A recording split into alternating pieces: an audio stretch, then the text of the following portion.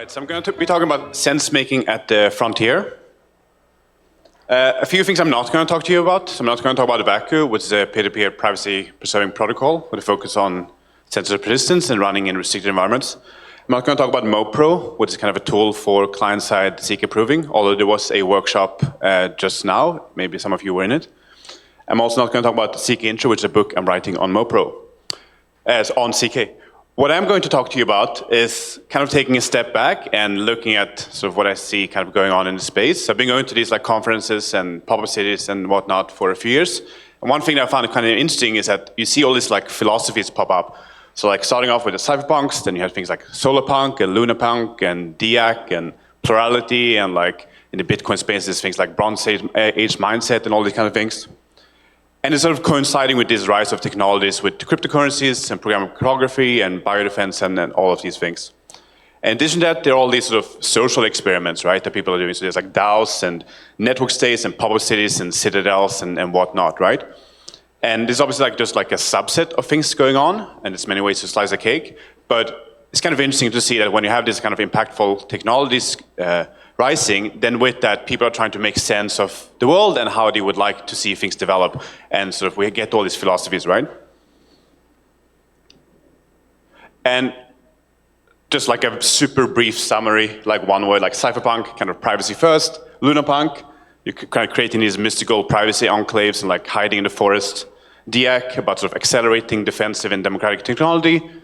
Plurality, I look at it a bit like it's a big tent of sort of diverse viewpoints. And then Bronze Age mindset, BAM, is kind of this like vitalist enclaves, like the strongest shall survive kind of thing. And the question I have is like, are these philosophies, are they in opposition, right? Because they're different, but they're also the same in some ways. So there's obviously a lot of conflict, right? So if you look at, for example, BAM versus solarpunk, you have kind of this heroic elitism versus kind of some more communal optimism. You have kind of the OG romantic cypherpunk, and then you have sort of recent movements that also have a bit more tempered transparency and some kind of nuance to sort of that original vision. Another conflict that I see is that there are certain philosophies that are about reforming institutions and trying to improve them, and others, they reject institutions completely and want to reinvent things from scratch, right? So that's another conflict. But I would say there's like a lot of overlap between a lot of these philosophies. So this generally skepticism of central authorities, and it's kind of this pursuit of new forms of coordination, or at least not being happy with how things are currently being coordinated. And generally, one way to look at it is kind of summing it up as like new world versus old world, where sort of this new world is what this new technology that we're all working on is enabling. So there's some shared problems when it comes to things like trust. So how do we trust at scale? How do we deal with like authenticity and privacy and integrity, and without any kind of centralized top-down control? And there's generally also some intersection here in terms of sort of exiting broken systems or building new ones. So how to trust at scale? This is obviously a bit glib, but like cypherpunk, you trust in the math. Lunapunk, you go and hide in the dark anonymity forest. DIAC, you're building a defensive technology. Plurality, building these plural systems, and BAM is basically the strongest shall survive. So one way to look at it is kind of what is the overlap between these philosophies, right? And obviously some of these, there's like a lot of overlap. Others, there's some. And then for some philosophies, there's like maybe just a tiny sliver of overlap in terms of what they care about or how they look at the world and how things should be. And then in certain topics, there might be no overlap at all. So just briefly on tribalism, so I don't think you can read this, but it's like two anecdotes. The first one is like a joke about religion, where someone is asking like, oh, are you a Christian or a Jew? And it's like, oh, Christian. And it's like Protestant or Catholic. And then they go down and they keep dividing and eventually get to like Northern Conservative Baptist or like Eastern or whatever. So basically they are dividing, and then they find like one thing that they disagree on, and that makes them hate each other, right?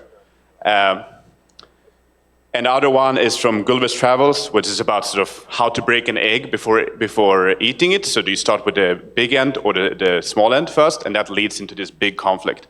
And I think we see sort of both in the space, in the crypto space, there's like a lot of tribalism and polarization, but also in the world at large.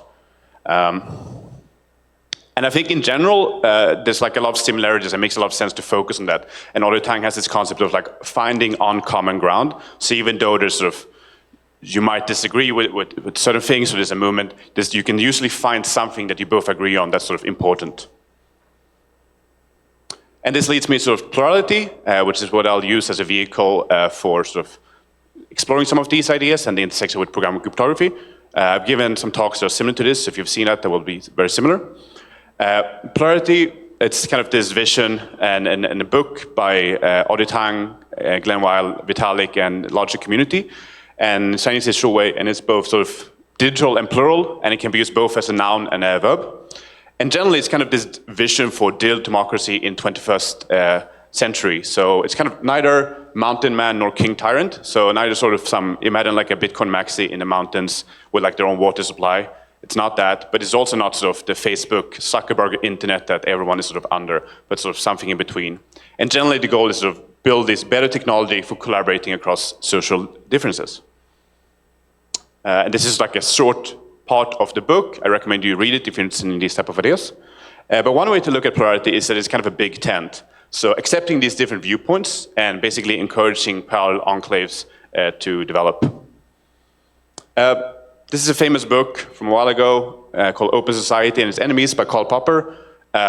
And he's talking about, for example, the paradox of tolerance, right? So you want to have a tolerant and open society, but there are some extremes that sort of threaten the system. And in order for the system or society to survive, you have to sort of be intolerant towards this intolerance. Otherwise, sort of things collapse. And that's what the paradox is. So what does this have to do with technology, you might ask? Like, this is just other stuff. Well, I'll get to that now. So programmable cryptography, what's the connection? Well, cryptography is about securing digital information, and with signatures and encryption and so on, and the modern internet relies on it for everything from like bank transfers to online shopping or private messaging or what have you. And then what programmable cryptography adds on top of that, it adds some form of computation. So it's sort of a family of tools, and things like CK, MPC, FHE, and IO, so synonymous proofs, multi-party computation, full homomorphic encryption, and indistinguishable obfuscation. And we saw some from the previous speaker about MPC and CK and so on. And one example of this, the most basic one, is that like with CK, you can prove that you're above the sort of age of 18 using your passport, and that's like the only thing you reveal. So it kind of gives you this selective reveal and these privacy properties where you can sort of choose which information that you actually want to share with others and a proof of that. And it's also succinct, right? So you can have short proofs of like a big problem. And a very, very high level, if CK is single player, then MPC and FHE is multiplayer, and IO, kind of the new kid on the block, it's basically like God mode. And basically what this does, it gives you these like flexible Lego blocks and allows us to solve these trust issues with cryptography. And going back to Plurality, there's this vision of enshrining these plural freedoms and rights as a foundation for digital democracy. And they have this metaphor, they compare it to like an operating system and applications on top. So you have kind of a kernel space and then user space. And the idea is that sort of the fundamentals, like rule of law, sound of money, or hard cryptography or whatnot, that's kind of foundations. And then on top of that, you build sort of institutions and companies and so on. And they identify various dimensions sort of as fundamental here. So notions of identity, and then on top of that, association, commerce, contract, and then access.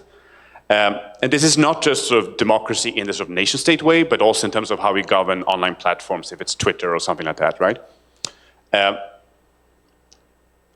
And what I'm going to do is I want to go through like a few case studies and a few examples and see how they fit into this framework. So for identity, we'll look at Raramo. For association, we'll look at Cursive. Commerce, we'll look at privacy pools and Railgun. And for access, we'll look at CKPTP and CK email. So the problem with identity, like the challenge is kind of between total anonymity and centralized top-down control. So on the left here, you see like no one knows your dog on the internet, and this is a big problem in terms of fake accounts and so on. But you don't want to go the other extreme with sort of this central notion of identity that sort of controls and can surveil you everywhere, right? But you do need some notion or multiple notions of secure identity for sort of digital democracy systems to work. So there's this product called Raramo, which is a CK identity product, and they basically build on top of passports and then allowing you to have some notion of identity on top of it. So you can do things like voting, that's sort of disconnected from your passport. And it's used live now in Ukraine, Russia, and Georgia. And like if you're a fan of geopolitics, you know that these regions are very different. And in the case of Russia, it's kind of very adversarial circumstances, obviously, but they can have some form of shadow election, if you will, which is quite interesting. And then in Georgia, they're doing experiments with things like liquid democracy. When it comes to association, so you can think of it as like, you need association in order to have like a free society, and you can think of it as like you have public space and then private space. But oftentimes, most interesting things are happening in between there. So like, for example, this room is a specific context. If you have a private group chat, that's a specific context. And what we want to do is we want to sort of establish and protect these contexts. And it's not trivial, right? Like if you have a private group chat, for example, there might be one person in that chat that's like unilaterally oversharing. And there's all these things we have to think about. So there's more nuance than just like encrypt everything and it's for your eyes only because you actually want to engage with other people, right? So this is a product called Cursive. And if you've ever been to any of the like pop-up cities or whatnot, you might have used this. And it's basically this application that allows you to say, so let's say that one example is you can sort of say your interest and maybe you have some embarrassing music tastes, then you could put that up. And then someone else does the same. And if you happen to share the same embarrassing music taste, then you would sort of match and reveal it to both. And this is cryptographically secured, so it's not that you're trusting some third party for this, but it's something that's actually happening with MPC and so on. And it's obviously just like a toy example. You could use it for a lot more sensitive circumstances, but it's an interesting idea, I think, because it's allowing these new types of affordances that makes people more comfortable to share certain things they wouldn't otherwise. And it's like an alternative to more current social networks and so on. And they talk about this idea of like digital pheromones, where basically you give up some kind of smell, and then if someone else has the right receptors, they will sort of pick up on it and you can connect. So that's like an example of like a new affordance that this type of technology allows. So for commerce, you have sort of cash, CBDC, and crypto. And cash is kind of dumb, but it works really well. Like if I go and buy a coffee with some cash, the person there, they don't see sort of my income history or all my assets. So it's kind of fungible and privacy preserving, and it works everywhere. But obviously we want things in digital world because it allows a lot more things, right? That's why we are using crypto and so on. And when it comes to CBDCs, there's like a lot of control and surveillance and so on that we want to get away from. But for public blockchains like Bitcoin and Ethereum, a big problem is obviously that it's transparent, right? So you can see the entire transaction graph. And with this technology, with Signals proofs and so on, we can hide this transaction graph. So I can send money to someone and sort of other people can't see the amount or that I'm sending it to that person or my previous transaction history. But I'm sure as a lot of you guys are familiar with, so in Ethereum, there was this product called Tornado Cash, or there still is actually, that was sort of allowing for these kind of private payments. It's still a live case, and there's lots of things going on in terms of the sanctions that the US put on them and so on. But one big problem with Tornado Cash is that in practice, there's all these DeFi protocols and exchanges that get hacked. And when they do, they want to sort of launder the money somehow. And they often end up using Tornado Cash.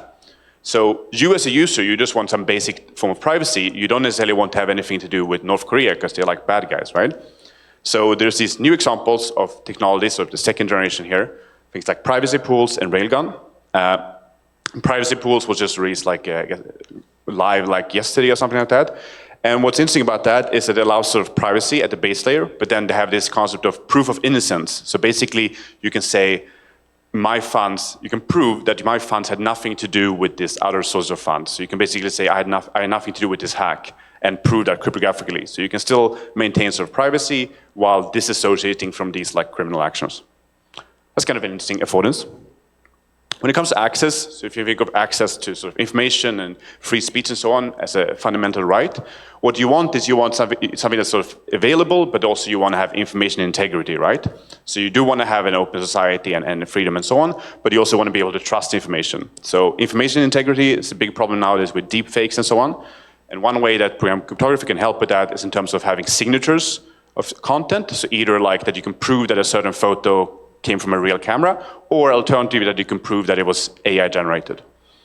And we see that it's a kind of a general trend that we have a lot of signed data, and we want to have more signed data. And for example, there was a CK email workshop, maybe some of you guys were in. And with that, as a building block, we can sort of prove validate the operations and build new trustworthy systems. And generally what we want is we want to kind of have a system that's both sort of open but also trustworthy. So you don't want to sort of censor things, but you still want something that people can trust.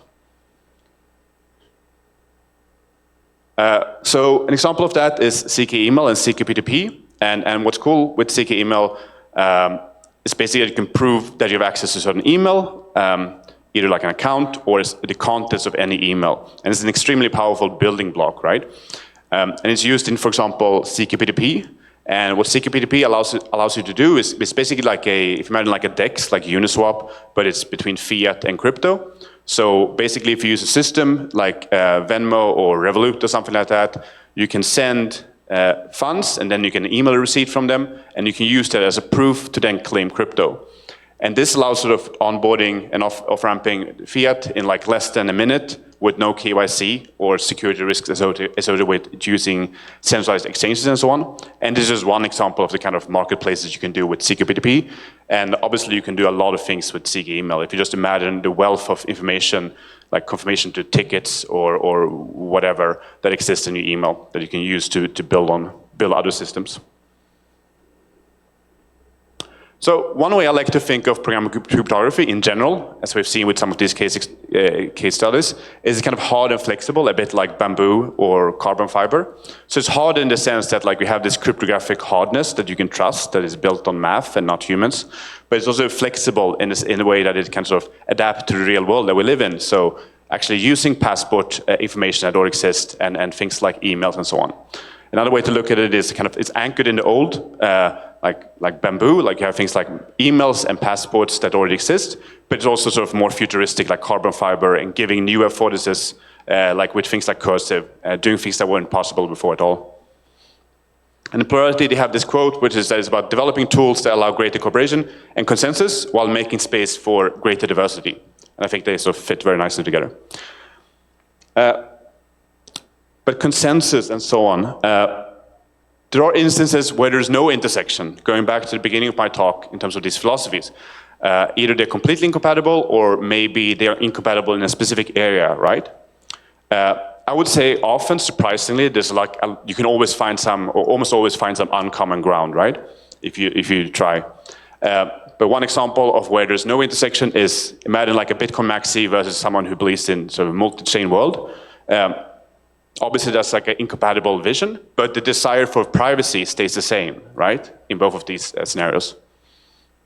And also things like BAM enclaves, like the Bitcoin maxi archetype, stereotype, versus kind of more egalitarian norms. They're kind of incompatible on a social layer, but maybe these are just like different pop-up cities, right? And most of these philosophies, I would say, are non-violent, and people can coexist in different circumstances and so on.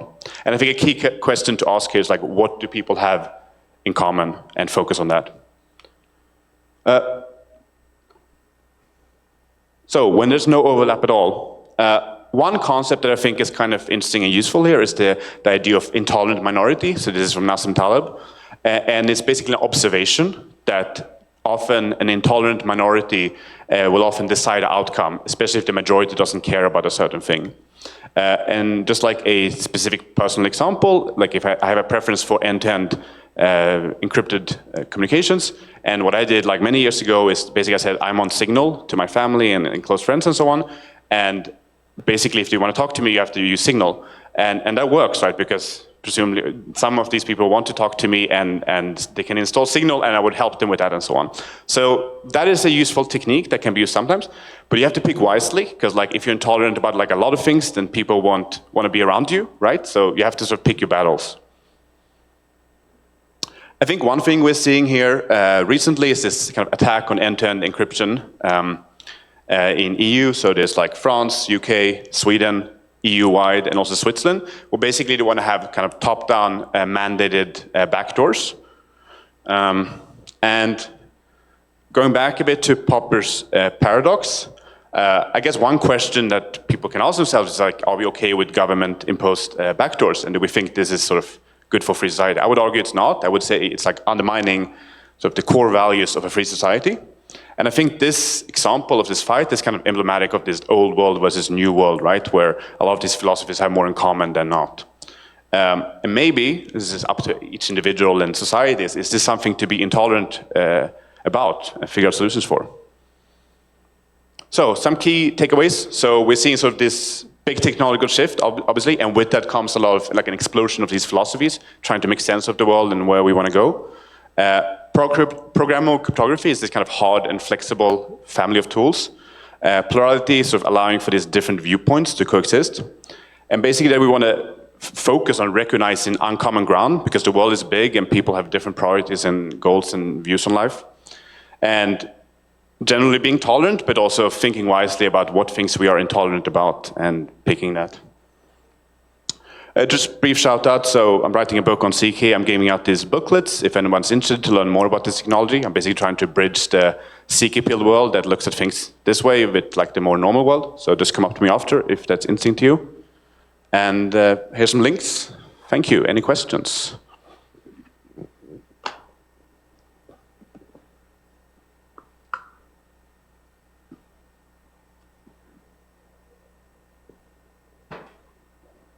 Okay. Hey, how do you feel about all of these new cryptographic, self-sustainable, autonomous communities fit into this institutional vision? Basically, from one side, we can say they want to have an end-to-end encryption backdoors, but on the other side, you can have like bottom-up communities self-forming. And do we actually need to have a central elections anymore in 10 years from now? That's a fair question. I think that's the kind of thing where it's like I guess it's like an emergent behavior. Like it will probably look different in different parts of the world. And I think this goes back to like, is it about reforming or rejecting institutions? And I think every choice for each individual and community will look different. And some people are really leaning into this, like the death of the nation state and whatever, whereas other people like to prefer to work within the confines of the institutions we have. And there's a lot of products in between. And then things will evolve naturally, and then we'll see where things end up, right? And if you have a strong preference for one or other, that's sort of where you put your efforts on. That's how I would look at that.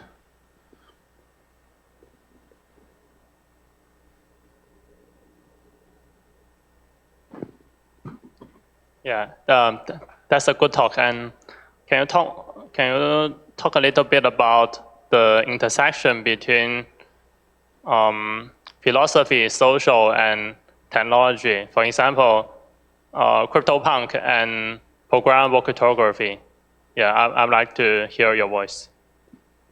Like cypherpunk? Yeah. Well, so cypherpunk came from this mailing list, right? And at the time, there was all this dreaming of like self-sovereign digital money and like. I mean the CryptoPunk or something you. I mean the intersection between philosophy and technology. Like in general, or what do you mean by CryptoPunk specifically? CryptoPunk.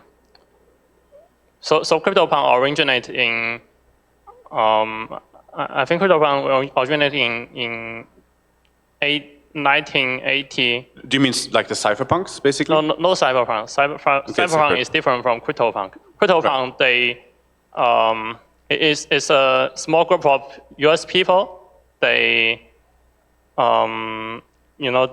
value privacy, and most of them are cryptographer.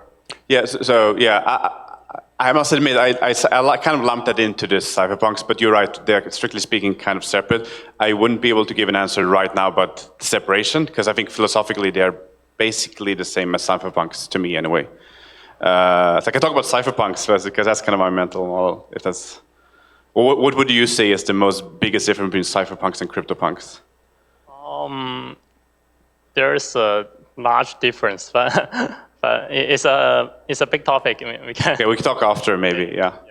But I would say generally that like people have a specific view of how they want the world to look, and philosophies are a way to sort of reinforcing that and sort of create, I guess, both having a vision, but then also taking technology and seeing if we take this to extreme, it's extreme, where does that lead us, right? So they always like this feedback loop. And I guess that's also why we've seen this explosion as the technology becomes possible. But we can talk more after, yeah. Yeah, thanks.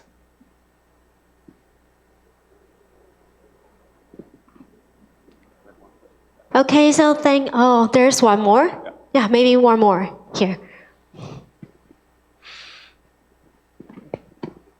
I'm just wondering that, as you mentioned before, the programmable cryptography is hard but flexible. And I'm just wondering that if a startup or a small project that is just doing some hard and flexible, for example, ZK Snark project, and is it worth to focus on the hard but flexible goal, but it will take a bit longer time to realize this, or just maybe implement some small POC that is compromise the part of the core component that is some part of centralized. And I just wonder that it is worth to stick into the original goal. I think it's a fair question. I mean, it depends on how you look at it. Like, in general, the technology is flexible, right? But any given product will obviously have something they focus on. So maybe that specific thing won't be flexible. If you talk about compromising on the core affordances, like, for example, it not being privacy preserving or whatever, I mean, I guess it depends on the specifics of what that looks like, because like it could also become like this decentralization theater where actually you think you're doing something, but it's not doing something. It's like you can speak. But it could also be like on the path to something else, and that's maybe what we're seeing with things like TEE and things like that, where there could be design choices that sort of make sense and are on the right path in terms of giving stronger guarantees. And like every product will do that differently. Whether it will have ultimately an impact, I guess, is something we'll have to see. Yeah.